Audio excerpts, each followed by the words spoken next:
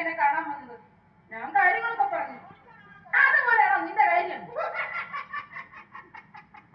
ശരിയാ മക്കളെ, ഇവളെ അവിടെ മുടക്കാത്തരക്കായി നിൽക്കുമ്പോഴാ ഈ വണ്ടിക്ക് ഇവൻ ചെന്ന് തല വെച്ച് കൊടുത്തു. ആ മറ്റേ ചെറുക്കം പെണ്ണ് കാണാൻ വരും. എനിക്കിപ്പോ വിവാഹം വേണ്ട.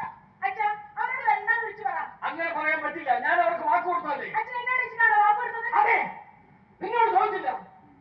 നിന്റെ വിവാഹമൊന്നും നടന്നു കാണണമെന്നുണ്ട്. നല്ല ബന്ധമാണെന്ന് തോന്നി. അച്ഛന്റെ അവസ്ഥ മോക്കറിയാമല്ലോ. ജീവിതശൈലി രോഗങ്ങൾ മുഴുവനും കയറിക്കൂടിയ ശരീരമായ എന്റേത്. എനിക്കൊരു ജോലി കിട്ടട്ടെ എന്നിട്ട് മതി.